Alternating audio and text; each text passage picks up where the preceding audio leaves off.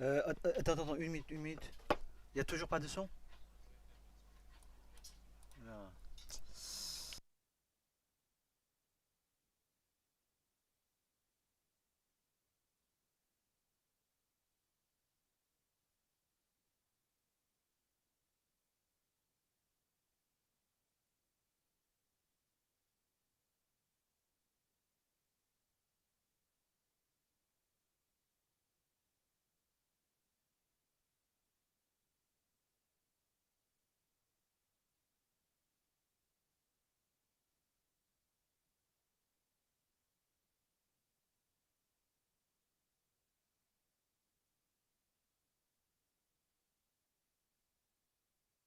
Donc, bonjour à tous et à toutes.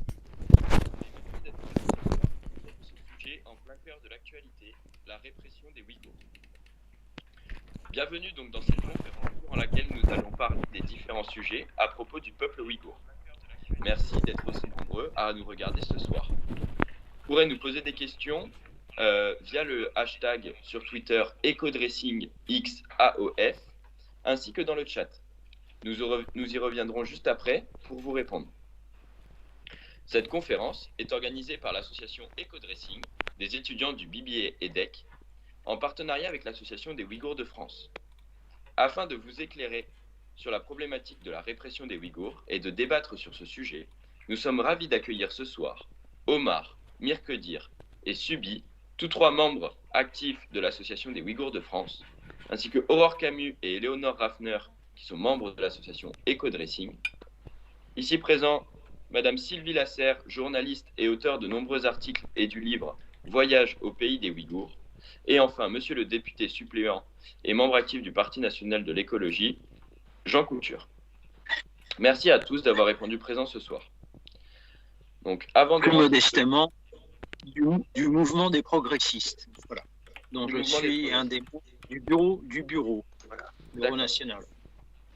Donc, avant de rentrer dans le vif du sujet, je vais donner la parole au trésorier de l'association des Ouïghours de France, car il me semble essentiel de mieux comprendre la cause des Ouïghours ainsi que l'histoire de ce peuple.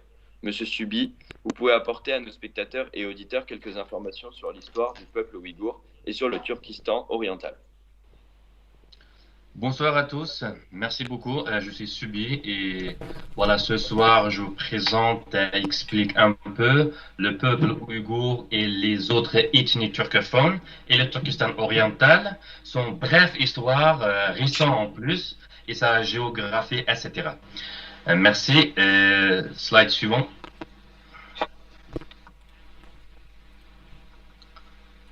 Qui sont les Ouïghours? Suivant encore.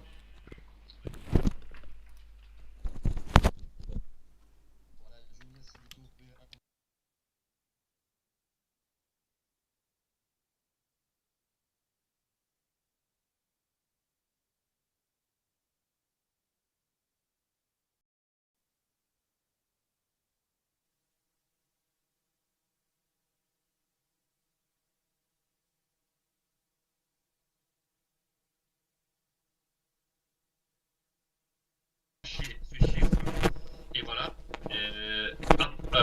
Slide suivant.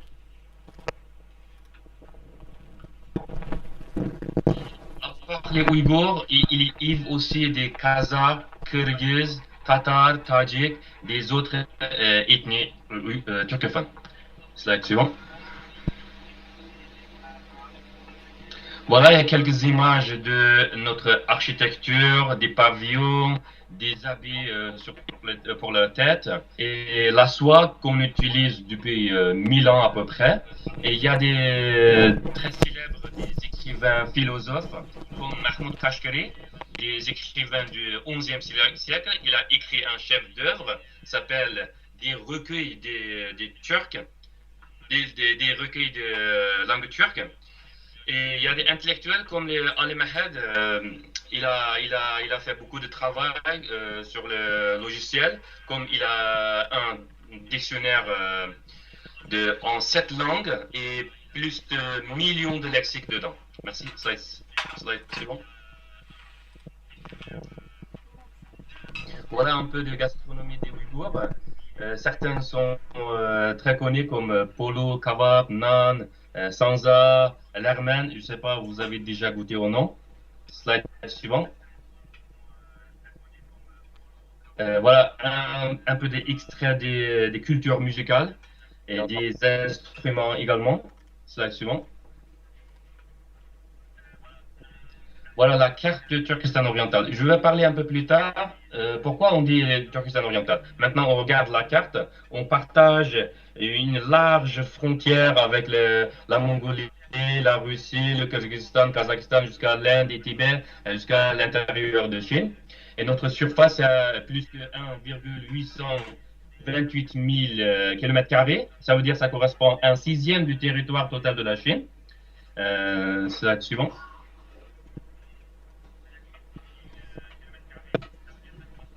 Slide suivant.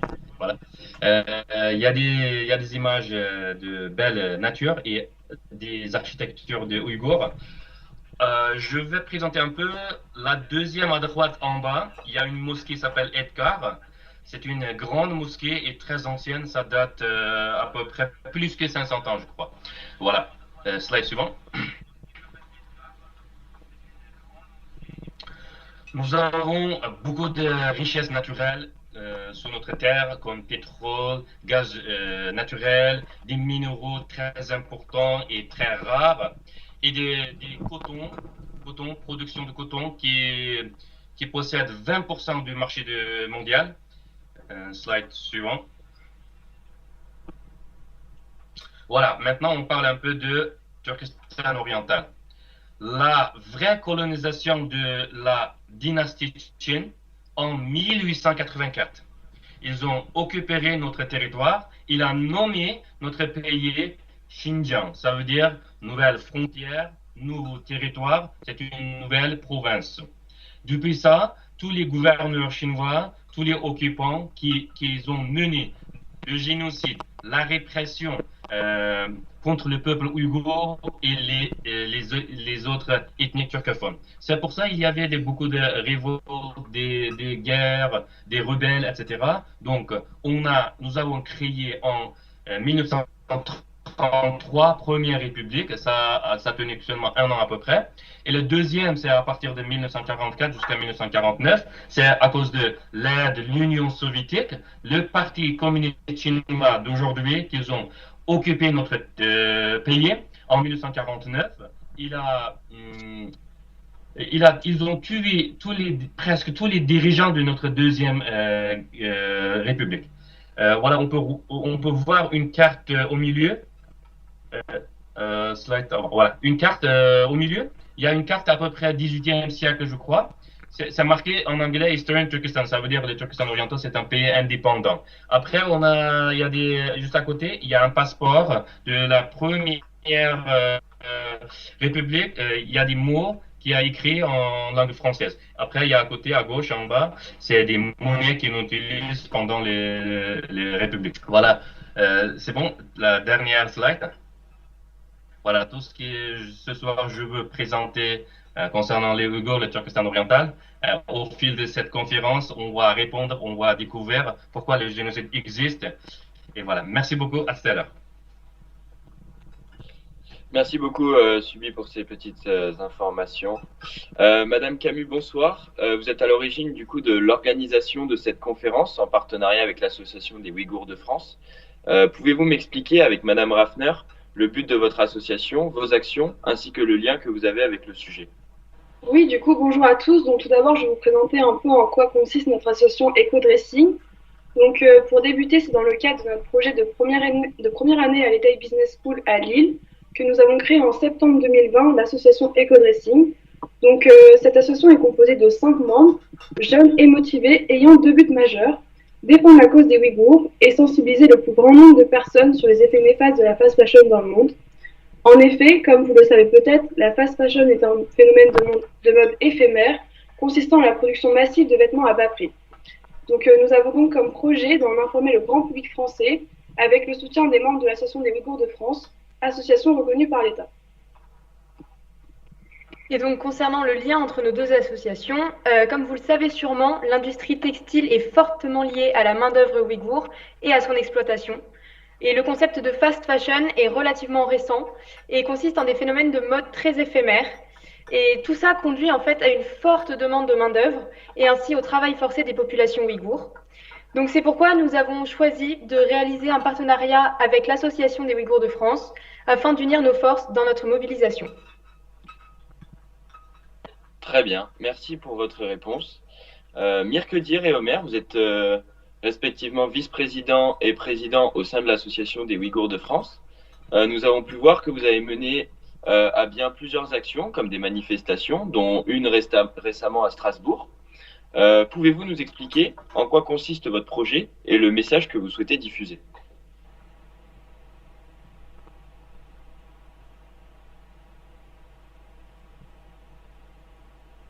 Bon, bonjour à tous et à toutes. C'est Omer Halim, ravi de vous rencontrer et toutes mes salutations respectueuses à Sylvie Lézère. Ravi de rencontrer Monsieur Jean Couture et l'association Eco-Dressing de nous organiser cette occasion pour parler des causes ouïghours. Pour la réponse, je vous présente brièvement notre association. Notre association a été créée en 2008 en respectant la loi du 1er juillet 1901 à Paris par les premiers réfugiés politiques ouïghours. Notre association est une association politique et non violente. Nous sommes les nouveaux nombres des associations ouïghours de France élus en 2019 avec Mirkedir, Merdan et notre trésorier Subi. Donc le président c'est moi-même, Halim Omer, et notre association est une association également enregistrée en France à l'adresse postale 20e place de la République, Paris, 3e arrondissement. Et nous sommes une organisation à un but non lucratif et représente les Ouïghours du Turkestan oriental en France. La description de notre logo de l'association, la carte sur le logo signifie le croissant symbolise notre foi, le couleur bleue représente notre drapeau national et la liberté. Le cercle avec nom de l'organisation, nom de l'association, désigne l'organisation de services pour notre pays, le Turkestan oriental. Notre association est une organisation politique en France qui espère lutter pour assurer le droit humain du peuple ouïghour et restaurer la liberté et l'indépendance de la nation ouïghour et l'indépendance, bien sûr, de notre pays Turkestan oriental occupé par la Chine depuis 1949. Notre association organise, bien sûr, participer également toutes les sortes d'activités politiques et culturelles pour promouvoir la cause ouïghour en France, évidemment, voire en Europe, avec des moyens légaux et respecte la loi et les droits des humains, en respectant la loi et les droits des humains. Notre association respecte des principes démocratiques,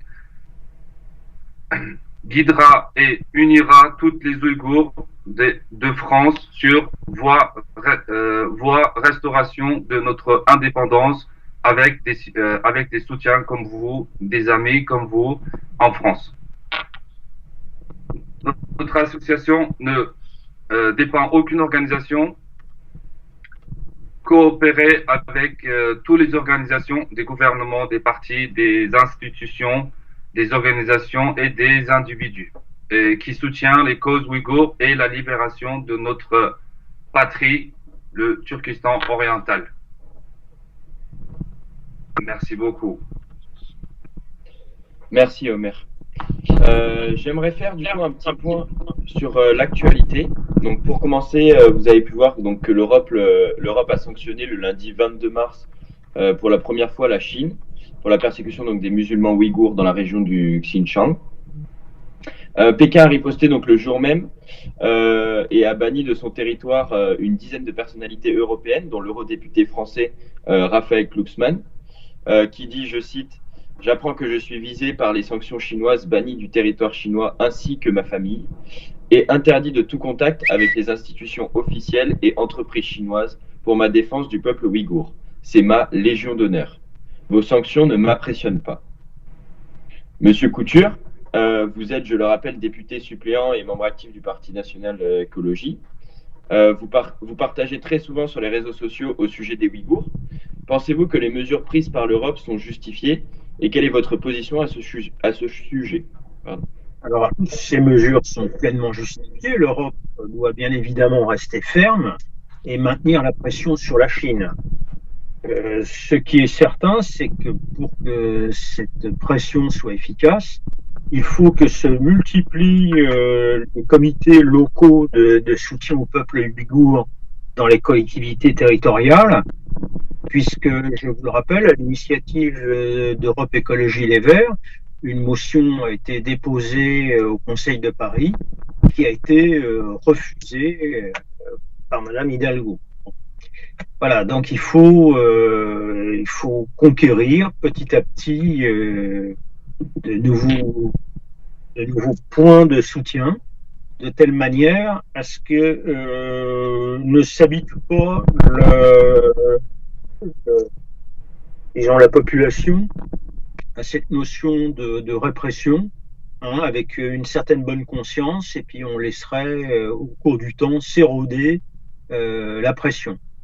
Donc, je pense que c'est par le biais d'un boycott que nous pourrions organiser des marques des grands groupes internationaux qui font fabriquer leurs produits au Turkestan oriental, qui effectivement nous pourrions agir de façon efficace.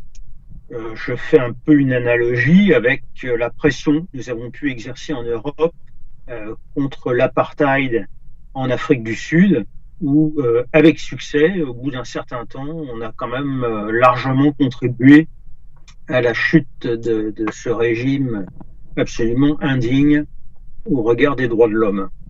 Voilà. D'accord, merci beaucoup Monsieur Couture.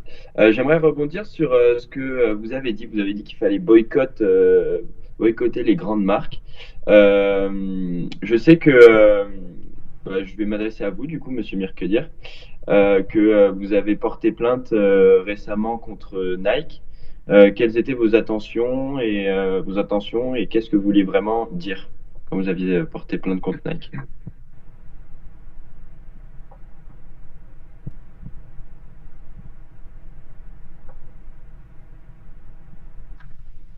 Oui, bonsoir à tous. Donc en fait, pour le contre Nike porté plainte, en fait, depuis que 4 mois on a travaillé avec notre avocat et enfin on a réussi à porter plainte en France contre Nike. Sur ce sujet, c'est comme Monsieur Couture qui est en train de dire. En fait, c'est pour boycotter, essayer de ralentir investissement de grandes marques sur le camp de concentration pour aider de créer des camps de concentration et aussi développer ce genre de camps de concentration au Turkestan oriental. Parce que comme aujourd'hui, il y a beaucoup de marques qui travaillent avec travail forcé d'Ouïghours, si on peut essayer, extérieur de la Chine, essayer de boycotter plusieurs marques qui sont liées avec ce génocide, qui sont liées avec ce travail forcé. Et donc, les premières choses, on peut attaquer uniquement le visage de ces marques. Donc, au début, on a commencé avec le Nike. Donc, aujourd'hui, on a entendu qu'ils ont encore annoncé de dire qu'ils n'ont aucun lien avec tout ce qui est travail forcé de Ouïghours et aussi d'autres ethnies. En fait, il y a des pressions. Donc, des choses s'améliorent, mais en fait, c'est pas fini, c'est que le début. Donc, on va continuer, on va faire pour boycotter tout ce qui est lié avec tout ce qui est lié avec ce génocide, tous les marques, on boycotte jusqu'au bout. Voilà, c'est pour ça qu'on a porté plainte contre Nike. Merci beaucoup, Mirkedir. Bon, on sait aussi que la violation des droits humains est la vraie cause spécifique du peuple ouïghour. La Chine est condamnée aujourd'hui par l'Union européenne, les pouvoirs publics, par de nombreux médias qui s'en font à l'écho, et par les personnalités et des rescapés ouïghours qui témoignent de cette situation alarmante. À titre d'exemple, très récemment, nous avons pu apercevoir la publication du livre de témoignages de Gulbahar Atiwaji, j'espère que j'écorche pas son nom, qui est le premier témoignage officiel et publié sur le thème des Ouïghours. Cette femme vivait en France depuis plus de 10 ans, lorsque sa vie a basculé en 2016. Elle est revenue en Chine et a été jetée en prison, puis envoyée dans un camp dit de rééducation pendant 2 ans et 8 mois. Là, elle a subi de nombreuses tortures, des bourrages de crâne et autres horreurs inhumaines. De nombreux médias se sont fait l'écho des horreurs que subissaient les Ouïghours. Mais vous, Madame Lasser, vous avez été première journaliste à avoir informé le public de cette situation alarmante. Vous allez d'ailleurs publier un livre à ce sujet. Pouvez-vous nous en dire davantage ?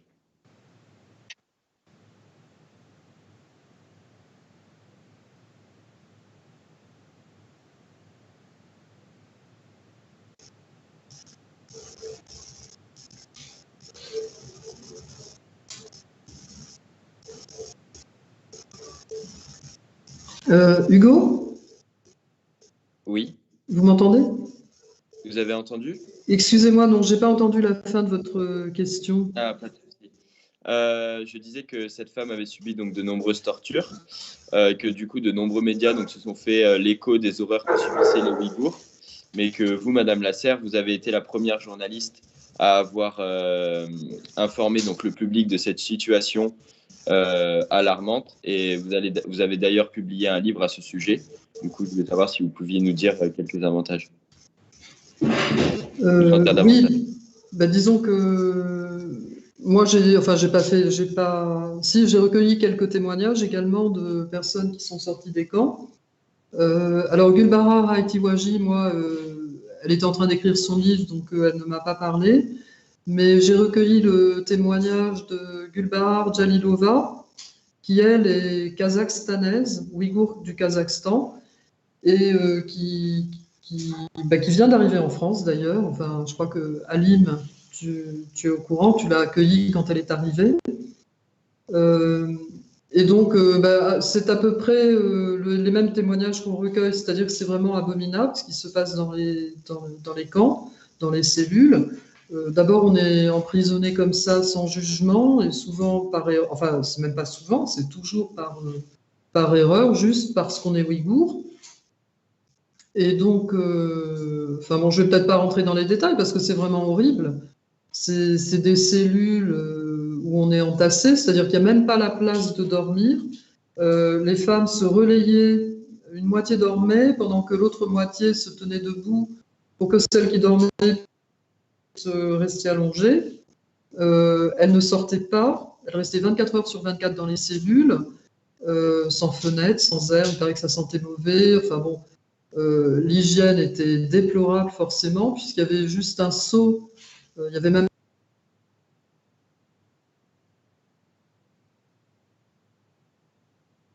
pas de... sans parler des tortures, des interrogatoires, enfin bon, c'est complètement abominable. Interdiction de parler, donc il n'y avait pas moyen finalement de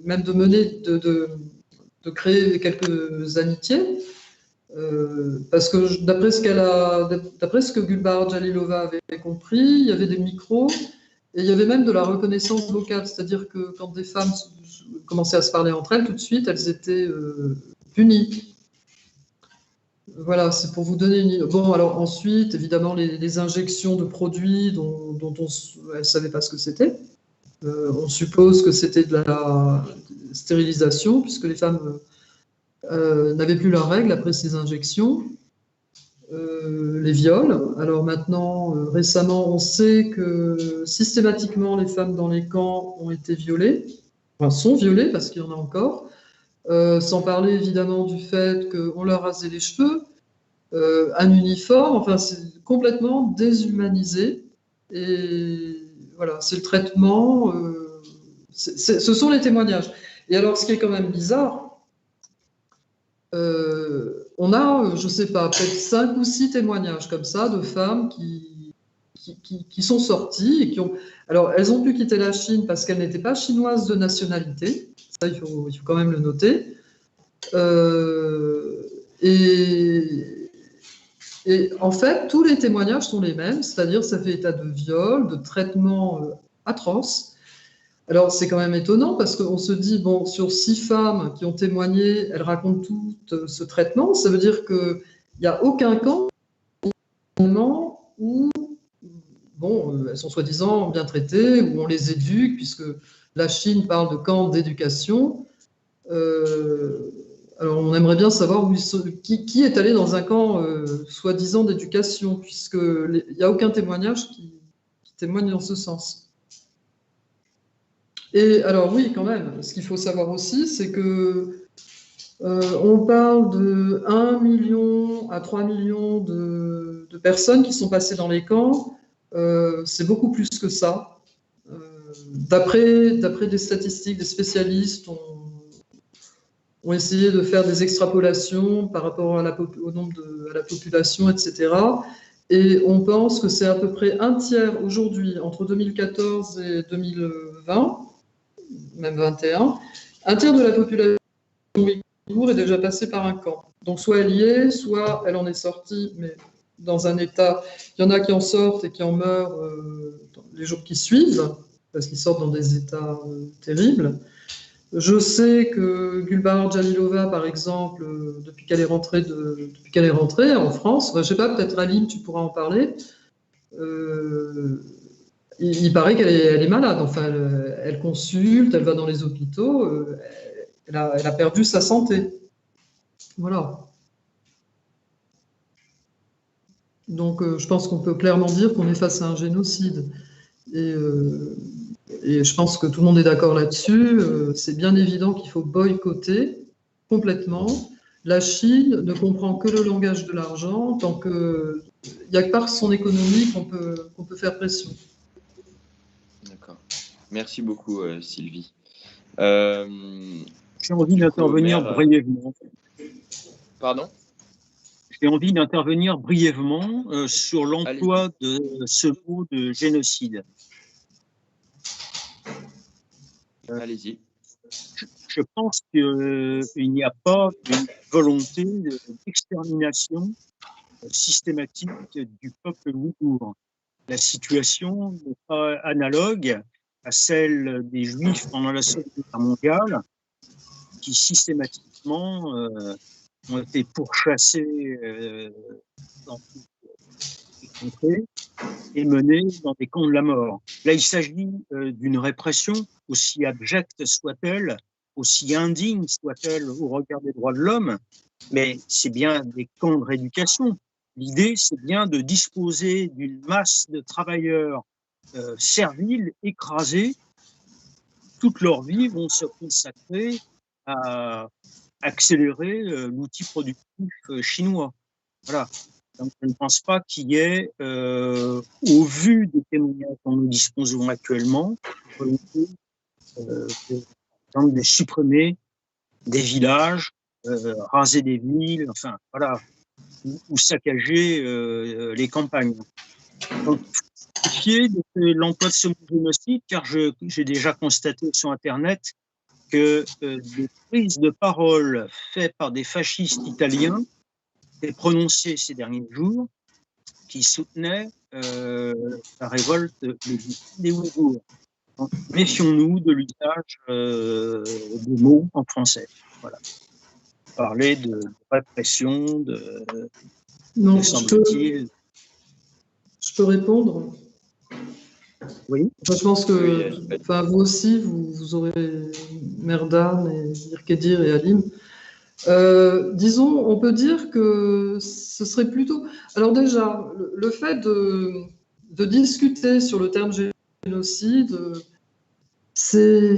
Je sais pas, moi ça me rappelle ce qui s'était passé au Rwanda, où on a épilogué pendant 1 an sur est-ce un génocide, n'est-ce pas un génocide, et quand on a déclaré que c'était un génocide, le génocide était fait. Alors on ne compare pas à la Shoah, Mais ce qui se passe là chez les Ouïghours, c'est plutôt un génocide, comment dire, lent, si on peut dire. En fait, il y a vraiment clairement une volonté d'éliminer le peuple. Alors, pas forcément en les passant dans les chambres à gaz, hein, mais il y a déjà une dilution de la population. On les fait travailler, enfin, on les pas exporter, je n'ai pas le mot. On emmène les Ouïghours travailler en Chine intérieure.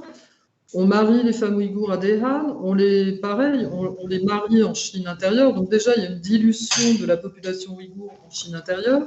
Il y a un tiers qui est dans les camps, donc c'est ce qu'on a dit.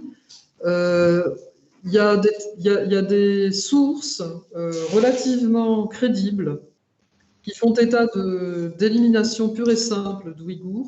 On parle d'1 million déjà d'Ouïghours qui ont été éliminés purement et simplement. Donc, sur une population de 12 millions, c'est quand même énorme. Et alors, effectivement, un tiers de la population, entre guillemets, a été converti voilà, au communisme et tout ce qu'on veut. Mais le reste, enfin, c'est quand même la volonté, là. La volonté, c'est d'occuper le territoire du Xinjiang, qui fait 1/6 du territoire chinois. Et puis, bon, il est colonisé de plus en plus par des Han. Donc, le résultat, peut-être pas l'année prochaine, mais mettons dans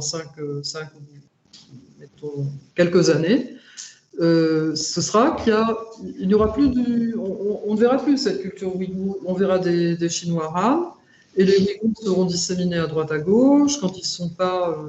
voilà, la diaspora ouïghour est en train d'exploser dans le monde. Voilà.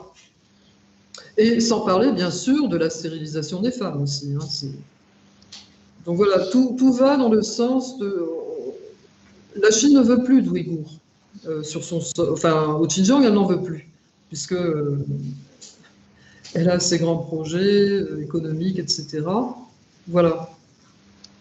Donc, vous pensez que si on laisse comme ça, la population ouïghour sera complètement exterminée? Ben oui, je pense que c'est déjà bien avancé. Hein. On réagit, mais il est tard. Je ne sais pas, Merdan ou Ali, je vais intervenir un peu. Moi, je suis d'accord avec Madame Lasser, elle a très bien expliqué. Merdan, est-ce que vous pouvez poster les photos de quelques intellectuels des Ouïghours? Oui. On peut regarder des intellectuels. Voilà, comme vous voyez sur l'écran, le gouvernement chinois, depuis 4 ans, surtout depuis 4 ans, hein, on ne peut pas parler avant, aussi ça existe le génocide, c'est secrètement. Depuis 4 ans, ils ont créé plein de camps de concentration secrets. On ne savait pas où ils sont, on ne peut pas y visiter, même les journalistes des étrangers qui peuvent visiter. Voilà, tout ce qu'on peut avoir des nouvelles des intellectuels ouïghours, des élites ouïghours qui sont internés, ils n'ont pas de nouvelles. Voilà, ça c'est déjà, ils ont tué, exterminé nos élites, nos commerçants, et voilà, tout ce qui est les bons ouïghours. Innocents en plus. Même un professeur qui a obtenu un diplôme en France, il a été condamné. Voilà, c'est pour ça qu'on peut dire que c'est un génocide en cours, c'est le génocide ouïghour. Merci. Oui. Et aussi, il y a des choses. Est-ce que je peux juste parler d'un truc? Merci, Madame Sylvie. Voilà, en fait, il y a un truc très simple parce que des fois, même la Chine, les autorités chinoises qui disent tellement des infos à partager à l'extérieur de la Chine, c'est faux, ce n'est pas vrai, etc. Mais je peux parler quelque chose selon la Chine officielle. Il y avait un site qui s'appelle Tianshannet. Ils ont statistiqué pendant 2009, à partir de 1989 jusqu'à 2009, le gouvernement chinois qui a déclaré que 3,7 millions de naissances illégales, ils ont été évitées grâce à l'avortement de forcé au Turkestan oriental. Déjà avec ce chiffre, 3,7 millions, déjà dedans, il y a tous les peuples qui vivaient au Turkestan oriental. Pendant 20 ans, ils ont enlevé 3,7 millions d'enfants. Ça, c'est un acte de génocide. Donc, déjà, depuis 1989, ça existait avec leur officiel site, il y avait un génocide. Donc, du coup, aujourd'hui, même on pensait de tout ce qui est camp de concentration, déjà, on ne peut même pas y aller. Et aussi, on ne peut même pas entendre parce que c'est très contrôlé. Et même autant qu'un Ouïghour, quand on discute avec nos parents, s'il y a une possibilité, déjà, il n'y a même plus de possibilité. Quand on trouve quelque chose pour discuter, quand ils nous demandent des documents, quand ils sont concernés par rapport à notre résidence en France, etc., quand ils nous parlent, quand on demande qu'est-ce que vous vivez, comment, et il ne peut même pas répondre c'est comment. Et là, aujourd'hui, avec tout ce qui est les photos, tout ce qui est vidéo qui sort, on peut, en fait, toutes les témoignages, les femmes qui sont sorties de cet enfer, en fait, ils ont réussi de parler parce que, heureusement, ils sont sauvés. Ils ont réussi de parler tout ce qui se passe au camp de concentration. Et pour une femme, de dire je suis violée par quelqu'un d'autre, c'est déjà un chose qu'il il peut pas dire comme ça en fait. Et aussi en fait viol collectif et aussi pour arrêter en fait les stérilisations forcées et tout ça, c'est un acte de génocide. Et puis en plus il y a tellement de choses et même dans même depuis maternelle, personne qui peut parler ouïghour. Et aussi, même dans la rue, ici, ils ont commencé par les Ouïghours. Il y a des polices tout de suite qui s'arrivent. Après, ils sont sous contrôle. Et tout ça, donc, si aujourd'hui, en fait, déjà, ça fait 5 ans, on cite, en fait, l'État européen, même le gouvernement français ou d'autres États, ils sont hésités jusqu'à aujourd'hui. Est-ce qu'on accepte ces génocides ou pas? C'est à cause de la force économique de la Chine. C'est juste ça, en fait. Et donc, aujourd'hui, déjà, États-Unis qui ont accepté ce génocide, et puis Parlement canadien qui sont acceptés aussi, la suite, membres de l'Union européenne, Pays-Bas qui sont acceptés. Donc, suite à suite, ils sont acceptés. Mais pourquoi pas aujourd'hui, tous les pays n'acceptent pas cette génocide? Parce qu'ils sont quand même un lien, des contrats, des grosses sommes, grosses économiquement pour leurs biens. Donc, c'est pour ça qu'ils ne veulent pas annoncer ce mot-là. Donc déjà, en fait, quand on raconte tout ce qui se passe au Turkestan oriental, il y a des gens qui ne peuvent même pas imaginer, on est en train de vivre, en fait. Et déjà, même en 1942, il existait un génocide contre ethnie juive. Mais aujourd'hui, les Ouïghours qui sont en train de vivre, moi, je voulais dire que c'est 1000 fois plus que ça parce que c'est lent. C'est pas tout de suite ils ont tué les Ouïghours, mais ils sont en train de en fait, construire cette génocide depuis 70 ans. Et aujourd'hui, ils commencent à accélérer pour avoir les plus puissances du monde. Donc voilà, franchement, il n'y a aucun doute avec ce mot génocide total en fait.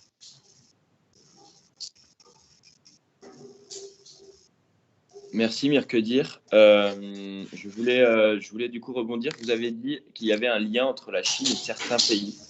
Moi, c'est quelque chose qui m'a assez marqué cet été face donc à cette politique contre cette minorité musulmane.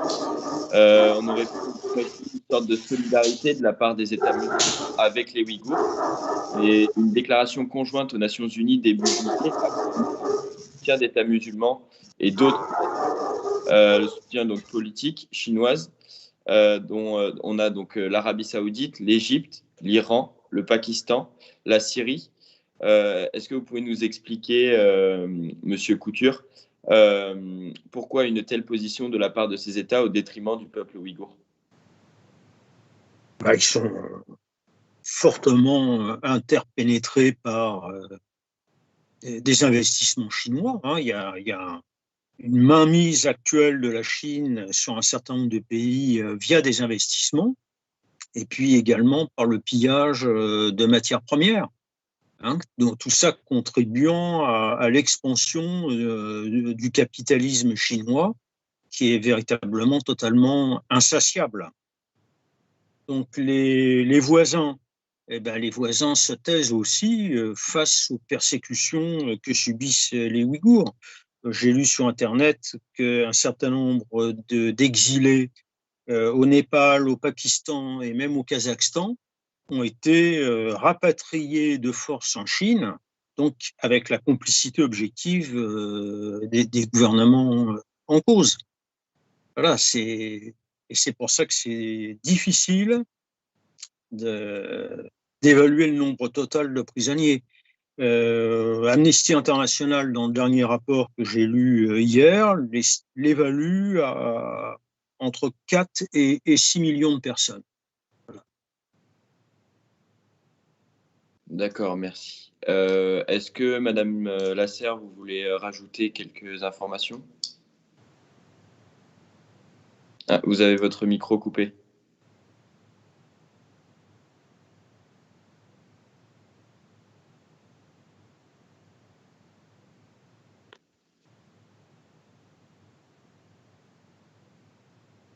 Ah.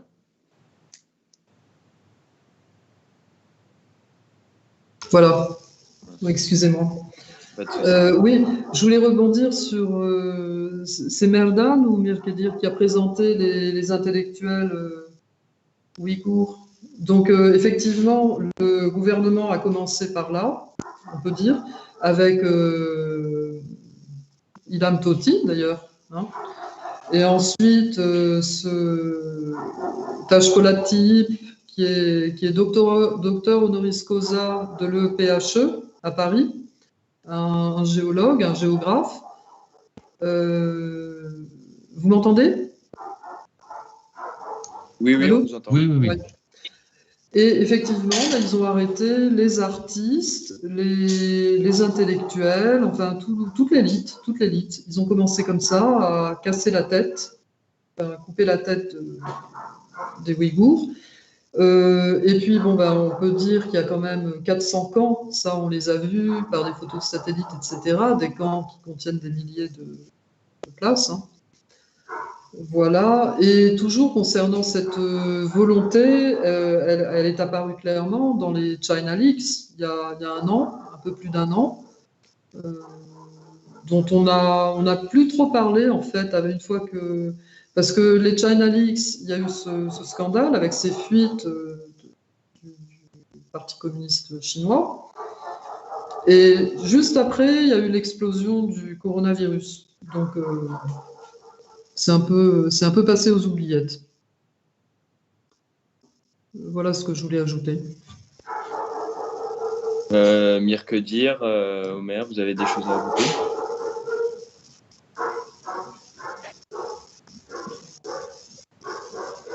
Sur ce sujet, non. En fait, voilà, en fait, d'inviter Monsieur Jean Couture et aussi Madame Sylvie, ils sont très bien parlés, donc pour moi, c'est bon.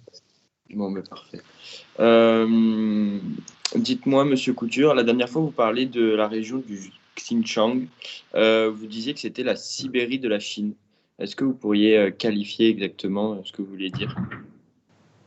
Oui, la pratique des camps de rééducation, le laogai, s'inspire directement du goulag soviétique qui perdure de 1920 à 1960. Hein, c'est le même modèle d'exploitation éhontée des personnes qui font l'objet d'une répression sociale, culturelle, politique. Voilà. A commencé d'ailleurs dans le modèle soviétique par les militants du Parti communiste, qui constituent les premiers déportés. Voilà, je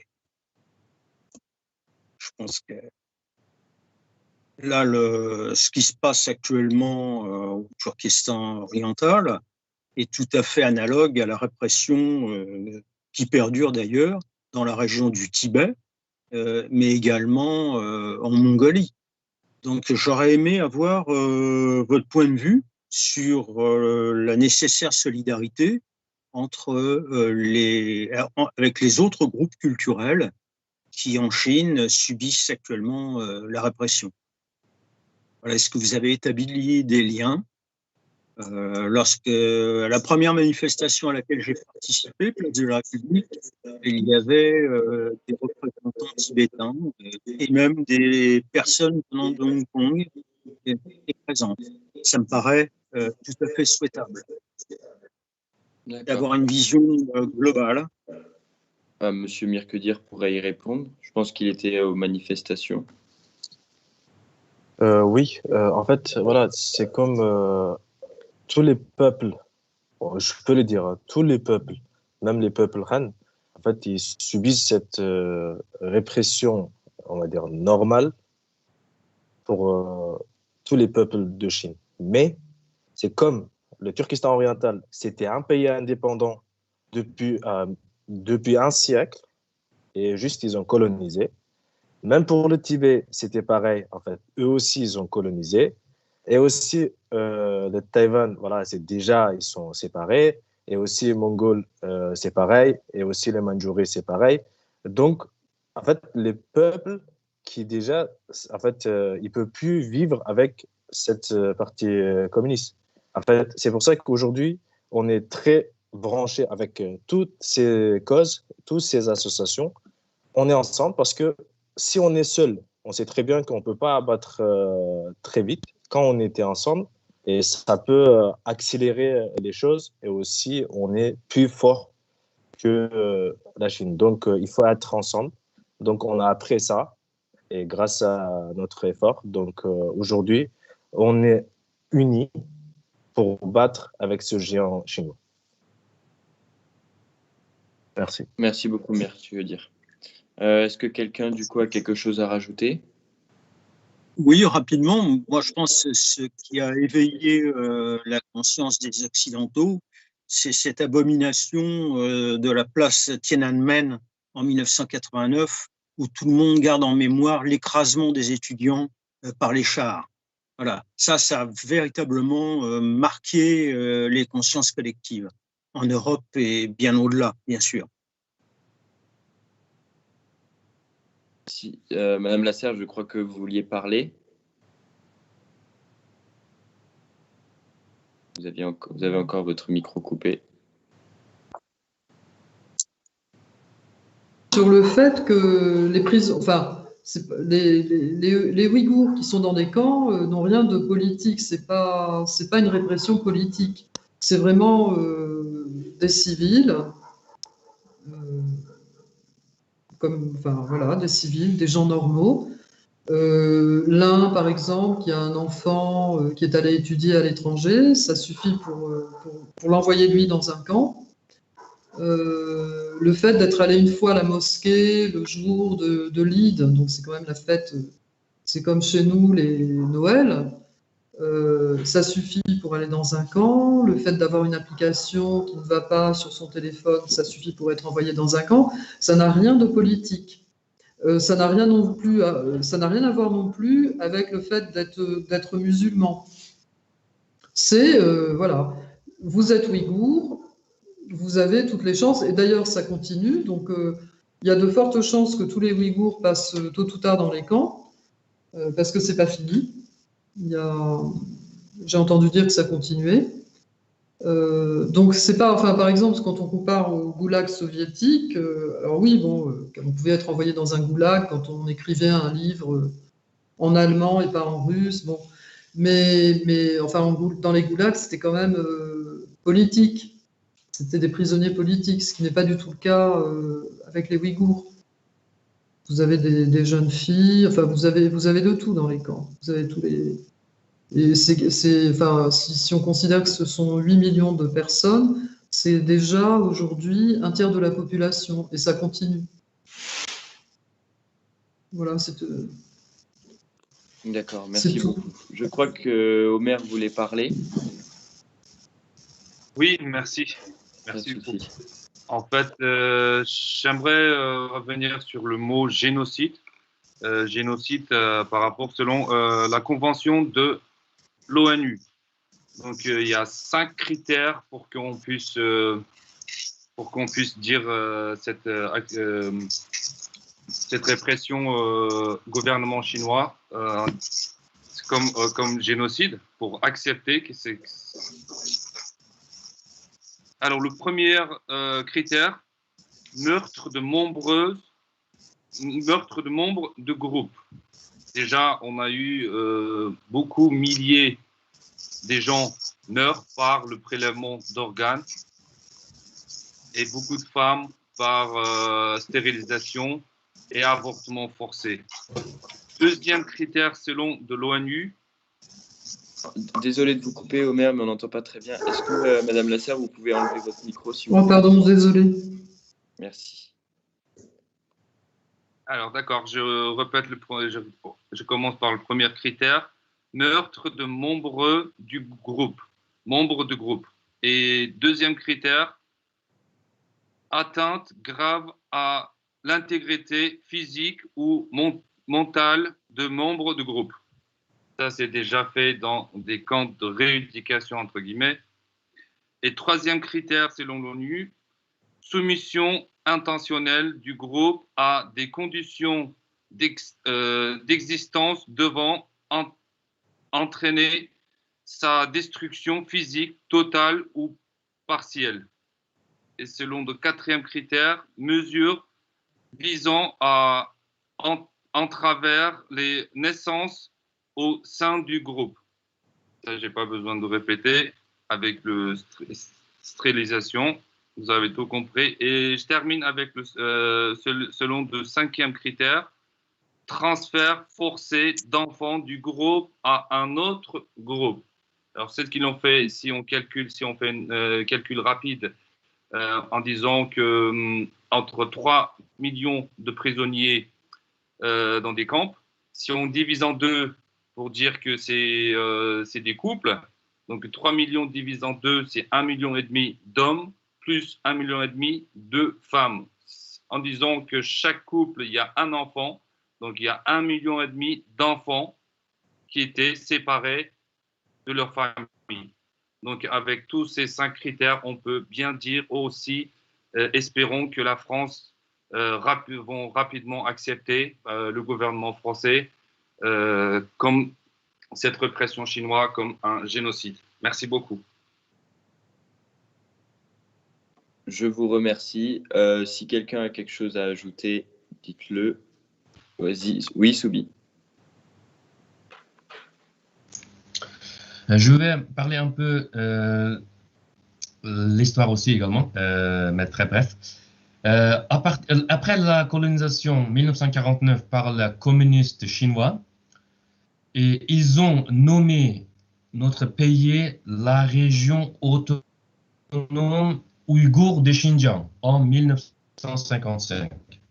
Ça veut dire qu'il nous a, entre guillemets, donné le droit pour gouverner notre région. Mais en réalité, c'est pas ça. Voilà, pendant 70 ans, ils ont petit à petit interdit notre culture, notre langue, même notre habit, même notre la culture religieuse, etc. Depuis 70 ans, on a presque tout perdu. Ils ont ramené, importé massif colons de Chinois pour s'installer chez nous. À l'époque, les années 40 au XXe siècle, ils étaient même 6%. Nous étions à peu près 2,5 millions, entre 3 millions. Maintenant, les reins chinois sont plus nombreux que nous. Ils ont, voilà, comme dans les camps de concentration, ils ont fait des stérilisations forcées, travail forcé. Ils sont en train de exterminer. En plus, ils ont envoyé les jeunes, surtout les femmes ouïghours, envoyées dans l'intérieur de la Chine, dans les usines. Et là-bas aussi, elles travaillent presque gratuitement. Elles n'arrivent pas à retourner, elles n'arrivent pas à contacter, elles n'arrivent pas à dénoncer tout ce qui se passe à l'intérieur de la Chine, à l'usine. Et voilà tout ce que je voudrais rajouter. Merci. Merci beaucoup, Subi. Donc, nous allons devoir rendre l'antenne et clôturer cette conférence. Donc, au nom des associations, au nom de l'Association des Ouïghours de France et de l'association Éco-Dressing, nous remercions sincèrement nos invités pour leur participation active et leur éclairage sur la cause des Ouïghours. Nous remercions également tous les spectateurs qui nous ont suivis ce soir. N'hésitez pas à continuer à nous adresser vos questions sur le hashtag EcoDressingXAOF. Nous ne manquerons pas de vous répondre. Très bonne soirée à vous tous. Merci Hugo, merci beaucoup, merci à tout le monde. Merci. Au revoir. Merci Monsieur Couture, merci. Merci Madame Lasserre.